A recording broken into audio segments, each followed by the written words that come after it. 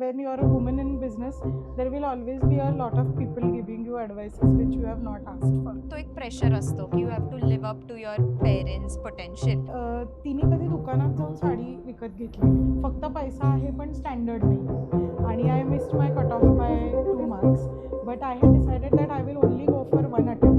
तिचा असा त्याच्यात अप्रोच होता की you can't blame the government for everything. एक म्हणजे जी फर्स्ट जेन असते ते थोडेसे रिजिड असतात to pass on some decisions.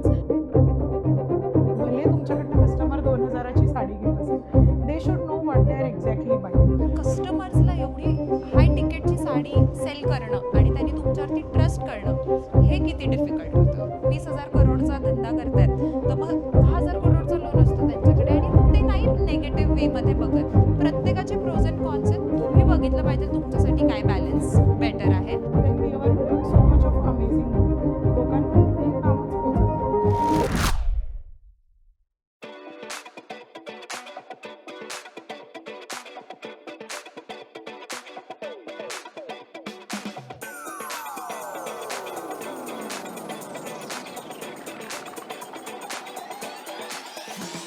लोकांपर्यंत हे कामच पोहोचत नाही. So hello Saudamini, very nice to meet you. सो आपण हे बघतो की लोक खूप फर्स्ट जनरेशनल ऑन्टरप्रेनरशिप बद्दल बोलतात, पण मग सेकंड जनरेशन ऑन्टरप्रेनर असला की तो एक प्रेशर असतो की you have to live up to your parents potential. आणि इन जनरल म्हणून असं मी खूप लोकांना बघते की ज्यांना त्यांचा फॅमिली बिझनेस जॉईनच नसतो करायचा. So tell us about Saudamini Sarees, त्याची अख्खी जर्नी, ते कसं स्टार्ट झालं आणि now using digital avenues, how you're expanding it. Okay, very nice question actually. माझी आईनी हा बिझनेस चालू केला 2014 मध्ये. आणि ती डॉक्युमेंटरी फिल्म्स आधी बनवायची ऑन नॅशनल इश्यूज. सो तेव्हा त्याच्या रिसर्च करता ती ऑल ओव्हर इंडिया जेव्हा गावागावात फिरायची, तर मॅड साडीज करता होती. आणि आमचं पर्सनल कलेक्शन खूप आहे दोघींचं साड्यांचं. तर तिने कधी दुकानात जाऊन साडी विकत घेतली नाही. ती छोट्या छोट्या गावात विणकरांकडनं जाऊन साड्या विकत घ्यायची. So at that time she realised की आपल्या देशात एकही विणकर आर्थिक आणि सामाजिक दोन्ही दृष्ट्या सुखी नाहीये. म्हणजे फक्त पैसा आहे पण स्टँडर्ड नाहीये, किंवा त्याच्याकडे त्या विणकराकडे डिग्री नाही म्हणून त्याला आपण कमी लेखतो. तर ह्या सगळ्या प्रेरणेतनं तिने 2014 मध्ये आधी आम्ही 2 हँडलूम्स चालू केले. बिकॉज तिचा असा त्याच्यात अप्रोच होता की you can't blame the government for everything. देशातले हातमाग टिकवणं, उत्तम साड्या नेसणं ही आपली सगळ्यांची पण जबाबदारी आहे. सो 2014 मध्ये आम्ही 2 हातमाग आधी चालू केले. आणि मग रिटेल स्टोअर 2015 मध्ये आम्ही सुरू केलं. आणि now we have scaled up to 112 आमचे स्वतःचे हातमाग आहेत. Very happy to tell you की पुण्यातलं आमचं एकमेव स्टोअर आहे, रिटेल स्टोअर, ज्यांचं स्वतःचं मॅन्युफॅक्चरिंग आहे पैठण्यांचं. तर मी आईला 5 वर्षापूर्वी जॉइन केलं. तेव्हा मी UPSCसाठी प्रिपेअर करत होते. आणि I missed my cut off by 2 marks, but I had decided that I will only go for 1 attempt. कारण मला खूप त्या रॅट रेसमध्ये पळायचं नव्हतं. सो आय हॅड डिसाइडेड की इदर तो फर्स्ट अटेम्प्टमध्ये माझं झालं तर well and good, otherwise I will join this. Because ह्याच्यात मी आईला ग्राउंड लेवलवर काम करताना खूप बघितलं होतं. आणि सेकंड जनरेशनचं करणं लोक करत का नाहीत असं मला 2 रिझन्स वाटतात. एक म्हणजे जी फर्स्ट जेन असते ते थोडेसे रिजिड असतात to pass on some decisions. But I was very fortunate in that case, कारण आईनी खूप ते सहज माझ्याकडे सगळं सोडलं की तू आता ह्या गोष्टी बघ, ह्या गोष्टी बघ. सो डे 1 पासून मी साड्यांच्या घड्या घालण्यापासून सगळं शिकले. आणि आय थिंक जे माझं मेन कॉन्ट्रिब्युशन त्याच्यात असं आहे की आमचं सोशल मीडिया अकाउंटच नव्हतं. So even when we are doing so much of amazing work, लोकांपर्यंत हे कामच पोचत नव्हतं. सो आत्ता सोशल मीडियामुळे it has scaled a lot. So I think मी त्या फील्डमध्ये I did some good work. So I like to say so. That's great, that's great. So tell us more about Saudamini Sarees आणि तुमचा बिझनेस मॉडेल कसा work करतो हे सांगा. Okay. So Saudamini हँडलूममध्ये पण 2 सेक्शन्स आहेत आमचे. एक जे आहे त्याच्यात आम्ही स्वतः जे मॅन्युफॅक्चर करतो ते माझं पैठणी ही माझी स्पेशालिटी आहे. म्हणजे आणि फक्त टिपिकल आपल्याला जे वाटतं की पैठणी म्हणजे मोरपोपट, तर दॅट इज नॉट द केस. तुम्ही जुनी जपूरचा म्युझियम किंवा राजा केळकर म्युझियम बघितलं, तर तिथे ज्या ठेवलेल्या पैठण्या आहेत, तिथे तुम्हाला कुठेही मोरपोपट दिसणार नाही. तर ही जी सगळी जुनी डिझाईन्स आहेत, ती रिवाईव्ह करण्याचं काम इन द फर्स्ट प्लेस आम्ही करतो. म्हणजे मोठाले मोरपोपट जे काम करणं ॲक्चुअली विणकराला पण सोपं आहे. इक्वल अमाउंट ऑफ पैसे त्याच्यात मिळतात. ते न करता आम्ही असं विणकरांना तयार केलं, की जी सगळी जुनी-जुनी डिझाईन्स आता आम्ही बनवतो. So Saudamini is well known for its पैठण्या. कारण त्या सगळ्या जुन्या डिझाईन्स आहेत. आणि आता आमचं बनारसमध्ये पण रामनगरमध्ये 25 हातमाग आहेत. तिथे आम्ही बनारसी साड्या मॅन्युफॅक्चरिंग करतो again in the space of revival. कारण तुम्ही कुठल्याही एका जेनेरिक साडीच्या दुकानात गेलात, तर तुम्हाला बनारसी नावाने जे काही विकलं जातं, ते बनारसी नाही. कारण त्याच्यात म्हणजे त्याचा धागा ओळखायचा कसा, त्याच्या रिअल जरी म्हणजे काय, तर हे सगळ्यात आम्ही काम करतो. मुळात हँडलूम करता मी काम करते. अर्थात माझ्याकडे पॉवरलूमच्या मशीन मेडच्या पण ₹2000 पासूनच्या साड्या आहेत. But the only difference is की आम्ही सांगतो, की हे प्युअर नाहीये आणि हे प्युअर आहे. माय ओन्ली कन्सर्न इज की भले तुमच्याकडनं कस्टमर 2000 ची साडी घेत असेल, they should know what they are exactly buying. मग त्याच्यात बाहेर सर्रास आपल्याकडे खोटं सांगून विकतात, की ही प्युअर पैठणी आहे. सो माझं असं म्हणणं आहे, की पहिले ट्रान्सपरन्सी त्याच्यात पाहिजे. So we do retail also. म्हणजे पॉवरलूमच्या साड्या मी स्वतः बनवत नाही. त्या मी बाहेरनं विकत घेऊन म्हणजे पुढे वी डू सेल त्याचा. पण त्याच्यात सुद्धा आम्ही हॉनेस्टली ते सांगतो. त्याच्यामुळे माझ्याकडे जी प्राइस रेंज आहे ती 2000 पासून 10 लाखापर्यंतच्या सगळ्या साड्या तयार आहेत माझ्याकडे. ओके, असं. ओके.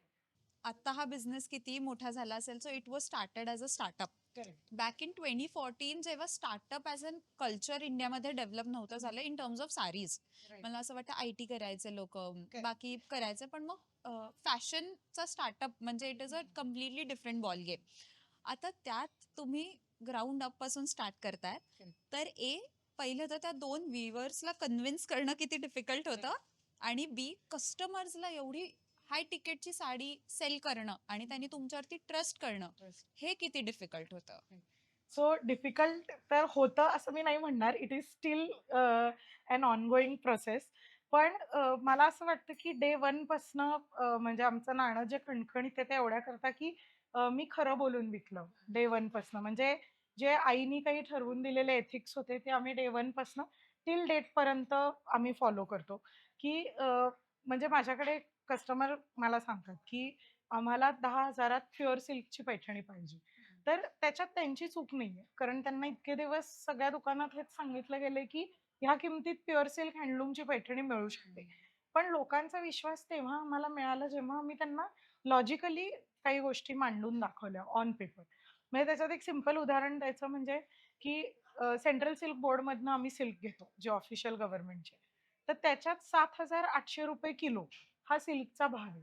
जेव्हा 1 किलो सिल्क आम्ही डाय करतो, त्यातलं पाऊण किलो सिल्क वाहून जातं. तर उरलेलं 750 ग्रॅम सिल्क त्याच्यात जर विणकराचे चार्जेस, जी-एस-टी आणि दुकानाचा खर्च हे करून 10,000त प्युअर सिल्क हँडलूम पैठणी मिळू शकत नाही. हे जेव्हा आम्ही लॉजिकली लोकांना एक्सप्लेन केलं आणि जुनं जे आहे ते त्याचे जे काही आम्ही रेफरन्सेस दाखवतो. जपूरच्या म्युझियममधले माझ्याकडे फोटोज आहेत. नंतर राजा केळकरमधले फोटो. तर ते दाखवून जेव्हा आम्ही लोकांना साड्या विकतो, तेव्हा त्यांना विश्वास बसतो, की बाहेरच्या दुकानांपेक्षा इथे काहीतरी वेगळं आहे. म्हणजे जी चंद्रकळा डिझाइन आहे, पैठणीचा आसावली डिझाइन आहे, हे शब्दही कुठे तवा पदर म्हणा, हे कुठे आपल्याला ऐकायला मिळत नाही. पैठणी म्हणजे स्टँडर्ड टिपिकल मोरपोपट हे जे आहे आणि तसंच भारतभरातल्या सगळ्या वेगळ्या-वेगळ्या राज्यांमधनं स्वतः डिझाईन्स देऊन आम्ही काही साड्या करून देतो. त्याच्यामुळे माझ्याकडच्या बनारसी साड्या पण पूर्णपणे वेगळ्या आहेत आणि सगळंच आहे. सो ते विणकरांना कन्व्हिन्स खूप करावं लागतं इन द फर्स्ट प्लेस. कारण त्यांना पूर्ण त्यांचं गाव सोडून येऊन पुण्यासारख्या एका शहरात राहणं जिथे म्हणजे महागाई तर प्रचंड आहे. पण त्यांना एक विश्वास होता, की आम्ही जे करतोय ते काहीतरी वेगळं आहे. आणि त्यांनी तो विश्वास ठेवला आणि आज 12 वर्ष झाली ते दोघंही माझ्याकडे फुल टाईम काम करतात. आणि म्हणजे आत्ता मागच्या महिन्यात माझं लग्न झालं. तर तेव्हा माझ्या लग्नाची पण साडी त्या दोघांनीच विणली. So it was quite an emotional moment for us. पण असं करत-करत आम्ही 120च्या वर कारागीर ॲक्चुअली माझ्याकडे काम करतात आणि 112 हँडलूम. तर लोकांना एकतर म्हणजे असं होतं की साड्या बनवल्या तर त्या विकायच्या कुठे? हा मेन विणकरांना प्रॉब्लेम येतो. तर त्याच्यामुळे आम्ही त्यांना सांगितलं की विकायची आवश्यकता नाही. जी डिझाईन्स आम्ही तुम्हाला देतो, ती तुम्ही करून आम्हाला द्या. त्याच्यामुळे त्यांना एकतर वेळच्या वेळी रोजगार मिळतो. दर मंगळवारी आमच्याकडे पेमेंटची सिस्टीम आहे लागलेली. सो दर मंगळवारी किती इंची काम झाले, त्याच्यावर त्यांचे पैसे ठरलेले असतात. आणि ते सगळ्यांना चोख मिळत असल्यामुळे माझ्याकडचे सगळे विणकर अतिशय उत्तम आर्थिक परिस्थितीत आहेत. म्हणजे कोणी गाड्या घेतल्यात, कोणाची घरं बांधली आहेत. आणि I think that is the moment of satisfaction that matters to us. Great, great. आणि कमिंग बॅक तुम्ही सांगितलं की 2,000 पासून 10,00,000 तुमच्याकडे साडीज मिळतात. सो माझ्या पर्सनल जर एक्झाम्पल दिलं तर मी FMCG बिझनेसमध्ये आहे.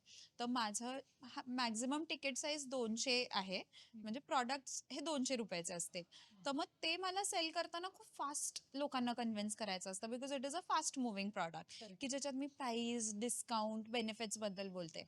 पण मग when it comes to luxury किंवा handicrafts it is a completely different ball game because तेव्हा तुम्हाला कन्व्हिन्स आणि ट्रस्ट करणं आणि खूप पेशन्स ठेवावा लागतो. म्हणजे कस्टमर जर 10,00,000ची साडी घेतो तर तो खूप विचार करतो त्याच्या मागे. तर काही अशा स्ट्रॅटेजीज सांगा की ज्याच्याने जर कोणाला लक्झुरी बिझनेस करायचा आहे, लक्झुरी याच्यात एवढा हाय तिकीटचा, तर काय स्ट्रॅटेजीजनी ट्रस्ट एस्टॅब्लिश केला पाहिजे? पहिलं तर खरं बोललं पाहिजे, करेक्ट. ते दॅट इज इम्पॉर्टंट आहे. Most important. पण what else did you guys use असं? सो आम्ही सोशल मीडियाचा आय फील आम्ही खूप चांगला त्याच्यात वापर केला. म्हणजे मी एक घरंदाज कलेक्शन म्हणून आमच्या Instagramवर लॉन्च केलं होतं. ज्यातली राजा रवी वर्मांची 9 पेंटिंग्स मधल्या 9 साड्या मी बनवल्या आणि त्यांच्या पेंटिंगमध्ये असणाऱ्या मॉडेलसारखीच मॉडेल आम्ही त्याच्यात घेतली आणि which was honestly her age was around 45-50 अशा एज ग्रुपमधली. सो ह्या एज ग्रुपवर कोणी फोटोशूट करून साड्या तोपर्यंत रिप्रेझेंट केल्या नव्हत्या. पण आम्हाला असं वाटलं, की आणि ती ॲक्चुअली खरोखर त्या पेंटिंगमधल्या स्त्रीसारखीच दिसते. सो आम्ही ते लोकांना अपील केलं, की राजा रवी वर्मांच्या पेंटिंग्जमधल्या 9च्या 9 साड्या आम्ही बनवल्या. त्या ॲज इफ एक लाईव्ह पेंटिंग तुम्ही आत्ता बघताय in a format of video. So त्याचा आय फील त्या कॅम्पेनचा आम्हाला खूप फायदा झाला. त्याच्याने खूप लोकांनी आम्हाला म्हणजे that was a very recent एक 1.5 वर्ष, 1.5-2 वर्षापूर्वी केलेलं आहे. आणि the main thing I did वाज की मी फक्त दुकान उघडून पुण्यात नाही बसले. मी देशभर एक्झिबिशन्स केली डे 1 पासून. म्हणजे तुम्हाला हे खूप वेगळं वाटेल, पण जेवढ्या पैठण्या आम्ही महाराष्ट्रात विकत नाही, तेवढ्या पैठण्या आम्ही हैदराबाद आणि दिल्लीमध्ये विकते. कारण तिथल्या क्लायंट जे आहेत त्यांना खूप जास्त पैठणीचं कौतुक आहे. म्हणजे तिथे लग्नामध्ये युजुअली एक कांजीवरम आणि एक पैठणी हे त्यांचा एक स्टँडर्ड ठरलेला फॉर्मॅट आहे. इव्हन दिल्लीमध्ये. सो आय फील की माझ्या लक्झरी जी पुण्यात लोकांपर्यंत पोहोचायला थोडा वेळ लागला. पण त्याच्याने मला तोटा एवढा करता झाला नाही कारण तोपर्यंत माझे देशभरातले आणि जगभरातले क्लायंटल मी ऑलरेडी जोडलेले होते. म्हणजे कोविड नंतर 2 महिने आम्ही दिल्लीला एक छोटंसं स्पेस रेंट आउट केली होती. जिथे आम्ही एव्हरी थर्सडे, फ्रायडे जायचो आणि माझे जे कस्टमर्स होते त्यांना मी सांगितलं, की असं-असं एस्पेशली आफ्टर कोविड जेव्हा आम्हाला खूप लॉस तेव्हा झाला. कारण मॅन्युफॅक्चरिंग आमचं कंटिन्युअसली चालूच होतं. जे रिटेलर्स होते त्यांना शटर बंद करून त्या मानाने लॉस कमी झाला. पण माझ्या विणकरांचं वर्क फ्रॉम होम चालू होतं कारण हातमाग घरी दिलेले. तर तेव्हा माझ्याकडे जवळ-जवळ 3 कोटीच्या वर साड्या in a span of 2 years ready होत्या. पण विकायला समोर कस्टमर नव्हतं. 3 crore साडीज. 3 करोड रुपीजच्या साडीज 3 crore रुपीजच्या. Okay, okay. इन्व्हेस्टेड माझे सगळे त्याच्यात पैसे होते. तर त्याच्यामुळे द मोमेंट फ्लाइट स्टार्टेड मी हैदराबादला गेले, दिल्लीला गेले. तिथे माझे सगळे जुने जे क्लायंट जोडलेले होते, तो सगळा लॉस आम्ही 3 महिन्यात रिकव्हर केला. So I think it's the movement that counts. म्हणजे आपण फक्त सोशल मीडियाच्या भरोसे दुकानात बसू शकत नाही. सो त्याच्याकरता भरपूर एक्झिबिशन्स तुम्हाला करावे लागतात. Genuine customer. सो मी तोच ॲडवाईस देईन, की सोशल मीडियाचं कॉन्ट्रिब्युशन 75% आहे. बट बाकीचे 25% आहे, you have to go, you have to take some risks. आणि त्या एक्झिबिशन्सनी ट्रुली मला तारून नेलं इन द फर्स्ट प्लेस. आणि 10-10 लाखाच्या साड्या घेणारे खूप रेग्युलर कस्टमर्स आहेत. ओके. म्हणजे आपल्याला असं वाटतं, की वर्षातनं 1-2 पण on a very regular basis आम्ही ह्या रेंजच्या साडीज विकतो. कारण ते काम कुठे बघायला मिळतं.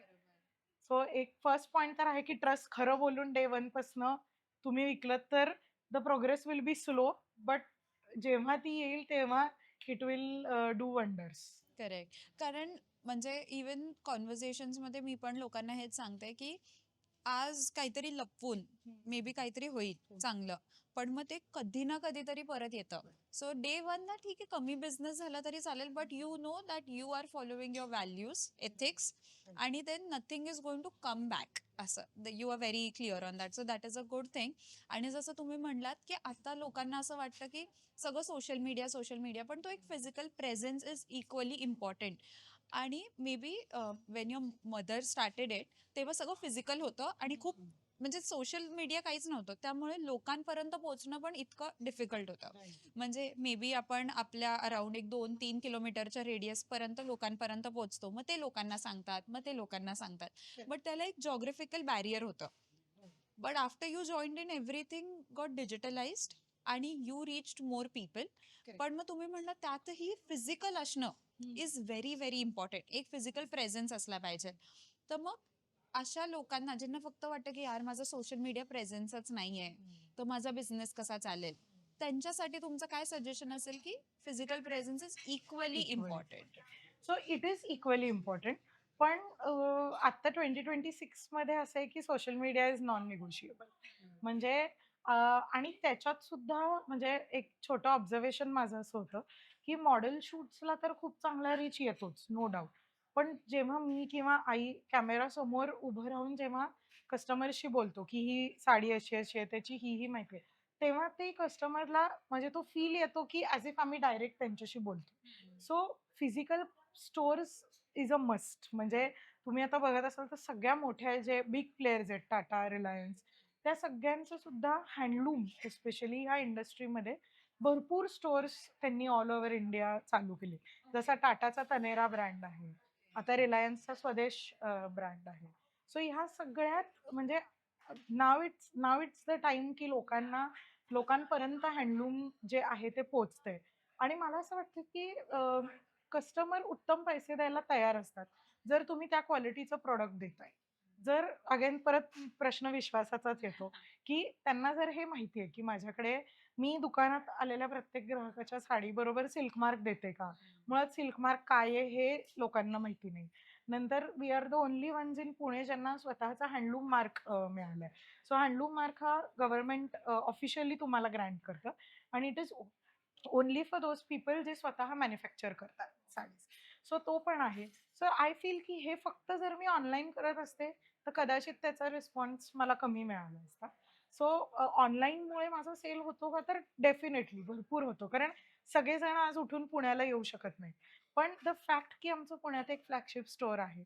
माझ्याकडनं मुंबई, नाशिक, नागपूर, महाराष्ट्रात पण आणि इव्हन दिल्लीतनं सुद्धा खूप लोकं येऊन घेतात. म्हणजे एक यूएसच्या क्लायंटचा आमचा सगळा खूप फनी संवाद असतो, की फ्लाइटमधनं उतरले, की जेटलॅग घालवायला माझ्याकडे गुडलकची कॉफी आणि चांगल्या साड्या बघायला. असे सगळेजण येतात.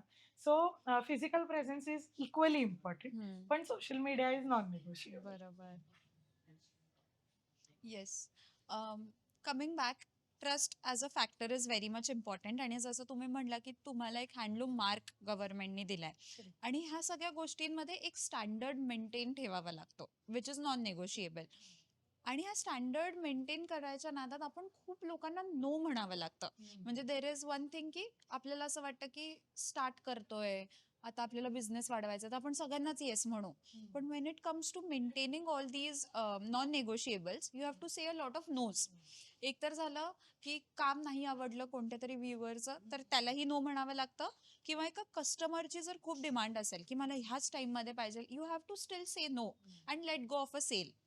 असा कधी इन्स्टन्स झालेला का की तुम्ही नो म्हणताय म्हणून असं कोणाचं आलंय की मी तर किती वर्षांपासून या बिझनेस मध्ये, राईट. हा आत्ता येऊन मला शिकवतायत, हो. मला तसं नाही म्हणू शकतात. आणि राईट. इव्हन कस्टमर की मी बिझनेस देतोय पण तरी हे नाही म्हणतायत, तर नाही म्हणल्याने तुम्हाला कधी काही प्रॉब्लेम फेस करावे लागले का? फॉर्च्युनेटली मला असे अनुभव खूप कमी आलेत. ओके. पण त्याच्यात असं आहे की विणकरांचा रिजिडनेस कमी करायला मला असं वाटतं की जर तुम्ही त्यांच्या कम्फर्ट झोनच्या बाहेरचं काम त्यांना सांगताय, तर तुम्ही पैसेही त्यांना तितके उत्तम द्यायला पाहिजे. आणि मी प्रॉफिट कमवत नाही का, तर मी नक्की प्रॉफिट कमवते.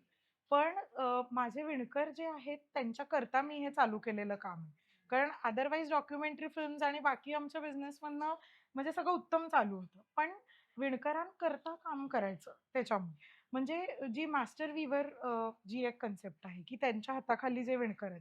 तर आता तुम्ही येवला जे पैठणीचं तिथे भरपूर सगळं मॅन्युफॅक्चरिंग होतं. तिथे खूप जण म्हणतात, की ताई विणकरच अवेलेबल नाहीये. तर मी म्हटलं, की आता येवल्यात विणकर मिळत नाहीत, मग कुठे मिळतात? असं आहे. सो त्याच्यामुळे काम करायला विणकर तयार असतात. आणि एक असतं, की त्यांच्या अडी-अडचणीच्या काळात जेव्हा आम्ही त्यांच्या बरोबर असतो, तेव्हा मला असे खूप इन्स्टन्सेस येतात, की नाही पण माझं लग्न 1 महिन्यात आहे, तर तुम्ही मला साडी विणून द्या. तर तेवढं मग मी पण माझ्या विणकरांना विचारते, की "बघ असं-असं क्लायंट म्हणतात, तर काय करूया?" "नाही ताई देऊया आपण करून." कारण आपली साडी तिथे पोहोचली, म्हणजे ती अजून 100 लोकांनी बघितली असं. सो अशा कित्येक तरी ऑर्डर्स आहेत, ज्या माझ्या विणकरांनी होऊन म्हणजे जिथे मी नाही म्हणतेय, पण ते हो म्हणतायत. असं करून आम्ही 2-2 विणकर बसवून 24 तास साडीचं काम चालू करून महिन्याभरात टार्गेट्स अचीव्ह करून दिलेले. सो नो म्हणावं लागतं आय अग्री. पण म्हणजे it comes with its cons. पण माझ्या बाबतीत टचवूड मला अनुभव ते खूप कमी आलेत, की नो म्हणावं लागलं आणि सगळे विणकर जे आहेत ते खूप प्रेमाचे जोडलेले आहेत. सो त्यांच्याकडनं नो कधी त्यांच्याशी बोलायचा असा प्रश्न येत नाही. पण कस्टमर्सच्या बाबतीत कधीतरी असं होतं आणि म्हणजे की 15 दिवसात साडी बनवून द्या. सो 15 दिवसात इट्स फिजिकली नॉट पॉसिबल कारण आफ्टर ऑल ते खूप लेबर इंटेन्सिव्ह काम आहे. त्याला एकेका साडीला 30-30, 35-35 दिवस किमान जे लागतात. सो ते आपण त्यातल्या त्यात मी तुम्हाला 25 दिवसात करू शकते असं. सो असे क्लायंट्स कधी-कधी त्यांना वाईट वाटतं. पण of course they understand the value of handloom, की हे नाही होऊ शकत. सो कस्टमायझेशनला कधी-कधी नाही म्हणावं लागतं. कारण we specialise in customising saris. So आम्ही म्हणजे तू माझ्या दुकानात येऊन म्हटलीस, की या 10 साड्यांचं कॉम्बिनेशन करून मला एक पैठणी बनवून दे. So we do that. पण ओके. त्याच्याकरता मला व्यवस्थित वेळ हातात असेल, तर इट्स बेटर फॉर कस्टमायझेशन म्हणजे एक्झॅक्टली काय? आणि कस्टमाइज साडी हा कॉन्सेप्ट लोकांना माहिती नसतो, तर त्याच्याबद्दल सांगा थोडं? ओके. सो आमच्याकडे ना एक खूप छान आम्ही कार्यक्रम करतो. माझं जिथे आधी जुनं दुकान होतं लक्ष्मी रोडला दुसऱ्या मजल्यावर, तिथे माझं पणजोबांचं जुनं घर आहे. 90 वर्ष जुनी बिल्डिंग आहे. तर वाडा आहे म्हणजे. हां, म्हणजे बिल्डिंगच आहे ओके. प्रॉपर. तर तिथे माझे आता हँडलूम्स आहेत. म्हणजे तिथे पुण्यात विणकर विणतात त्या साड्या. तर आम्ही एक छोटा कार्यक्रम करतो. म्हणजे कुठलीही ब्राईड माझ्याकडे कस्टमाइज ऑर्डर करायला आलं, की खूप जणींना स्वतःचं काहीतरी नाव पदरावर लिहून हवंय किंवा काही डिझाईन्स आहेत आणि हल्ली ब्राइड्स येताना पण खूप विचार करून येतात, की त्यांना काय नेसायचंय. याची खूप जणींना क्लॅरिटी असते. म्हणजे इव्हन नऊवारी पण आम्ही खूप बनवतो, खूप जास्त प्रमाणात. तर त्याच्यात आम्ही कस्टमायझेशनमध्ये असा एक कार्यक्रम करतो, की आमच्या लक्ष्मी रोडचे जे युनिट आहे, मॅन्युफॅक्चरिंग युनिट, तिथे आम्ही त्यांच्या पूर्ण फॅमिलीला इन्व्हाईट करतो. एकदा ऑर्डर फायनल झाली, की पूर्ण फॅमिलीला इन्व्हाईट करतो आणि त्यांना सांगतो, की तिच्या साडीतले 2-2 धागे तुम्ही सगळ्यांनी विणा. म्हणजे त्याच्या मागचा आमचा स्वार्थ असा आहे, की एकतर लोकांपर्यंत हातमाग पोहोचतो. त्या कार्यक्रमाचे आम्ही काहीही एक्स्ट्रा चार्जेस घेत नाही. जी साडीची ऑर्डरचे पैसे आहेत त्याच्यातच आम्ही तो कार्यक्रम करतो. आणि त्याच्यात असं आहे, की म्हणजे कुठेतरी मध्ये एक असा ट्रेंड आला होता, की खूप मुली म्हणायच्या, की "एक साडी मी एकदाच नेसणार." सो मग आम्ही म्हणायचो, "तू असं का करशील?" कारण त्याला पूर्ण हातमाग म्हणजे जी परंपरा आहे आणि it is supposed to be worn again and again कारण त्याच्यात मेहनत आहे. त्या पिढ्यानपिढ्या साड्या टिकतात. तर हे कुठेतरी लोकांपर्यंत पोहोचावं म्हणून आम्ही ते केलं आणि त्याच्यात त्या कार्यक्रमाचं करण्यामागचं मोटिव्हेशन असं आहे, की ऋग्वेदात एक श्लोक आहे. आमच्या स्टोअरमध्ये तू आलीस, तर ऋग्वेदातले विणकामाशी जे निगडीत आहेत, ते सगळे श्लोक लिहिलेले आहेत. म्हणजे अ, सुचेताताई परांजपे म्हणून आहेत. त्यांनी ते सगळे आम्हाला श्लोक दिलेत. म्हणजे पूर्वीच्या काळी गार्गी मैत्रेयी ज्या आपण ऐकतो, त्यासुद्धा विणकर होत्या. तर त्याच्यात एक परादेही शामूल्यम असा एक श्लोक आहे. शामूल्य म्हणजे शेला. सो म्हणजे स्वयंवराला जाताना शेला जो परिधान करून जातो, तो न तुटणाऱ्या सुईनी विणून जायचा. न तुटणारी सुई म्हणजे जी बॉबिन, जी ओके. आम्ही पैठणीत वापरतो. तर न तुटणाऱ्या सुईनी विणून तो परिधान करून मग स्वयंवराला जायचं. सो ही त्या काळची परंपरा कुठेतरी आता मॉडर्न डेमध्ये असावी आणि स्वतःची साडी विणताना बघता येणं हे कुठेच होत नाही आणि नुसती बघता जरी आली, तरी त्यात 2-2 धागे आणि मग ती मुलीला ते आठवणीचं वस्त्र राहतं आयुष्यभर, की माझ्या आईनी 2 धागे विणलेत, वडिलांनी विणलेत, सासू-सासऱ्यांनी विणलेत, आजी-आजोबांनी. मग ती एक आयुष्यभराची आठवण राहते आणि मग कुठेतरी त्या साडीला रिस्पेक्ट येतो आणि त्याचबरोबर विणकरालाही रिस्पेक्ट येतो. कारण इव्हन करंट फेजमध्ये विणकराला त्याच्याकडे डिग्री नाही. म्हणून आपल्याला असं वाटतं, की शिक्षण टेक्निकली शिक्षण, पण तो आपल्या सगळ्यांपेक्षा हुशार आहे. कारण मॅथेमॅटिक्स, क्रिएटिव्हिटी आणि पेशन्स या तिन्हीचा संगम इज हँडलूमची साडी विणणे. करेक्ट. ज्या कुठल्याच तिन्ही क्वालिटीज आपल्यासारख्या सो कॉल्ड हायली एज्युकेटेड लोकांमध्ये पण नसतात. सो कुठेतरी त्यांना पण एक वाटावं आणि त्यांच्या पुढच्या पिढ्या ह्याच्यात यावा, की आमचे जे वडील काम करतायत ते चांगलं आहे. याच्यात महिला पण खूप आहेत. खूप महिला विणकर आहेत माझ्या. ज्या साडीला पेशन्स लागतो, खूप वर्ष-वर्ष लागते एकेका साडीला. ते काम करणाऱ्या सगळ्या महिला आहेत. सो विणकराला पण ते कुठेतरी मिळावं आणि त्या वधूला पण तो एक आनंद मिळावा, की कस्टमायझेशनचा आणि आमच्याकडे कस्टमायझेशनची प्रॉपर आम्ही प्रोसेस करतो. म्हणजे शेड कार्ड त्याच्यामध्ये असतं, बुट्टीचे प्रकार असतात वेगळे-वेगळे, काठाला ऑप्शन आहेत, पदराला ऑप्शन आहे. सो एक 3-3.5 महिने आम्हाला फक्त आधी त्याची जर आम्ही ऑर्डर घेतली, कारण आमच्या पुढच्या 3-3 महिन्याच्या ऑर्डर्स लागलेल्या असतात. सो आत्ता आमच्या पूर्ण 50 ते 70 हँडलूम्सला कस्टमाइज ऑर्डर्स ब्राईडच्या चालू आहे. सो हा कार्यक्रम आम्ही आवर्जून सजेस्ट करतो, की करा. म्हणजे तुमच्या मेहंदी, संगीत, हळदीसारखा एक हा पण इव्हेंट करेक्ट. त्याच्यामध्ये करू शकतो आणि खूप लोकं तो मनापासून करतात करतात. आनंदाने. Great, great.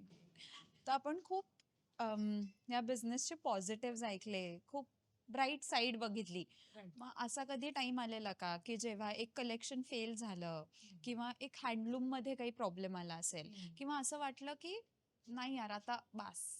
म्हणजे इतका स्ट्रगल येतोय, की बास. असा कधी वेळ आलेला का? बास असं कधी वाटलं नाही. पण सॅच्युरेशन पॉइंट्स ह्याच्यात बरेच असतात, व्हिच इज द रिॲलिटी, की साडी बिझनेसमधला एक महत्त्वाचा म्हणजे ॲस्पेक्ट असा आहे, की खूप इन्व्हेस्टमेंट त्याच्यात लागते आणि ह्याची काही गॅरंटी नाहीये, की तुम्ही आज विकत किंवा आज बनवलेली जी साडी आहे, ती तुमची त्याची शेल्फ लाईफ काय असेल.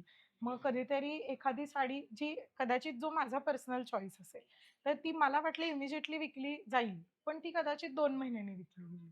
सो त्याचं जे शेल्फ लाईफचा एक इश्यू असतो, तो सुरुवातीला आम्हाला बिझनेसमध्ये खूप आला when we were new to this. पण बाकी जे कलेक्शन आहे ते खूप म्हणजे काय म्हणू टेस्टफुली आम्ही पिक करतो. त्याच्यामुळे तो प्रॉब्लेम येत नाही. पण साडी इंडस्ट्रीच अशी आहे, की तुम्ही 100 प्रकार जरी साडीचे ठेवले, तरी हा प्रकार नाहीये का? हे विचारणारी कुठली व्यक्ती असतेच आणि ती आपल्यात पण असते. म्हणजे आपण पण कुठेही जाऊन हे विचारतो. तर त्याच्यामुळे मेजर त्याच्यात असतं, की खूप इन्व्हेस्टमेंट आर्थिकदृष्ट्या ह्या बिझनेसमध्ये करावे लागते. If you are looking to start a store. म्हणजे खूप जण आता घरनं पण व्यवसाय करतात. त्याच्यात ठराविकच काही प्रकार ते ठेवतात. पण तुम्हाला म्हणजे जशी माझी शोरूम आहे, तसं करायला the initial investment amount is huge आणि त्याचं प्रेशर तुम्हाला सहन करता आलं पाहिजे. म्हणजे व्हेरी हॉनेस्टली बँकिंग लोन आणि हे सगळं मी जेव्हा बिझनेसमध्ये आले, तेव्हा मला वाटायचं की बापरे! म्हणजे कारण एक टिपिकल मराठी फॅमिलीमध्ये लोन नसावी हां, आपल्यावर, हा जो ट्रू. एक अप्रोच आहे. पण व्यवसाय करताना लोन्स ही असावे लागतात. त्यातनं हे सगळं ह्या लर्निंग म्हणजे हे मी खूप आईमुळे शिकले ॲक्चुअली. कारण मला ते तेव्हा खूप प्रेशर वाटायचं. पण नंतर हळू-हळू when you get used to it and when you are getting the response that you wish, so then it is all manageable. But definitely असे डेज असतात. आणि एक छोटा किस्सा मी सांगेन, की माझ्या एका क्लायंटची ऑर्डर एका साडीची होती. त्यांनी वेल इन ॲडव्हान्स एक 9 महिने आधी आम्हाला ऑर्डर दिली होती आणि त्यांची बऱ्यापैकी साडी कंप्लीट झाली आणि माझ्या विणकराच्या घरी प्रचंड पावसामुळे छप्पर कोसळलं. सो आणि ते बरोबर आणि ऑफ व्हाईट कलरची त्यांची साडी होती. सो त्याला आम्हाला ॲब्सोल्युटली काहीही करता आलं नाही. सो ती पण मग आम्ही 3 विणकर बसवून त्यांना म्हणजे परवा लग्न आणि आजच्या दिवशी आणून दिली. सो असं आहे की काही गोष्टी हातात आपल्या नसतात आणि हा पण 12 वर्षात आलेला एक अनुभव आहे. पण अशा नॅचरल कॅलॅमिटीजच्या गोष्टी ज्याच्यात लेबर इंटेन्सिव्ह आहे. मग कधी आमचा विणकर म्हणतो की माझ्या मुलीला बरं नाहीये, आज मी कामाला so if you are going into manufacturing, then the risks are way big than just doing retail. I would say retail is much, much easier to handle. So किती वेळा असं मनात येऊन सुद्धा मी फक्त रिटेल नाही केलं because manufacturing is our core. So ते आम्ही कंटिन्यू ठेवलं. But definitely there are days like this, but you have to keep pushing through. Correct. Even I believe की 99% आपल्या हातात असतात, कुठेतरी 1% करेक्ट. नसतो आणि त्याचीच मज्जा आहे. मग सगळं जर प्लॅन्ड आहे तसंच वर्कआउट केलं तर मग देर इज नो अनप्रिडिक्टेबिलिटी आणि Correct. त्याची मजाच नाही.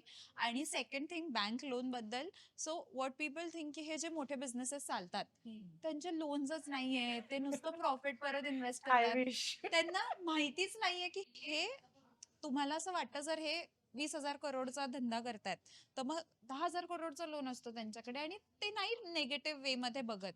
करायचं आहे, एक कॅपिटल जर तुम्हाला लागतोय तर बघा तुम्ही तुमचे टाकू शकतात का. इट इज कॉल्ड बूट स्ट्रॅपिंग. एक असतं तुम्ही लोन्स घेऊन करताय आणि नाही तर मग तुम्ही इक्विटी डायल्यूट करून एक इन्व्हेस्टर आणा. असं प्रत्येकाचे प्रोज अँड कॉन्स आहेत. तुम्ही बघितलं पाहिजे तुमच्यासाठी काय बॅलन्स बेटर आहे. आणि आय थिंक ह्या सगळ्या कॉन्व्हर्सेशन मध्ये हे क्लिअर झालंय की सगळ्याची कुठे ना कुठेतरी ते पझल एक आहे जे फिट झालं कीच बिझनेस करता येतो. आणि काही चुकीचं काही बरोबर नाही until and unless you are doing everything for a good cause with good intention. Last question is a very personal question. So मी एक पुस्तक लिहिलंय 700+ business lessons for future founders.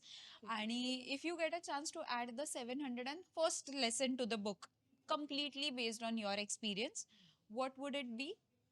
It would be trust your gut always, even where all logic ends, where all तुमचे जिथे हिशोब चुकतायत असं तुम्हाला वाटतं, मग ट्रस्ट युअर गट. That's my only lesson, because it will always take you, I mean it will do wonders for you whenever you listen to your sixth sense. बरोबर. But that is also trend through experience. म्हणजे day वनला trust your गट नाही करता येणार. मला असं वाटतं आता तुमच्याकडे एवढं 12 वर्षांचा एक्सपिरियन्स आहे. हां. So right now you can trust your gut. पण सुचित्रा, मी सांगू डे वन पासून we have trusted our gut. Okay. आणि सो आय वुड से की कधीतरी मनात आपल्याला 100% माहिती असते एखादा निर्णय बरोबर आहे किंवा चूक आहे.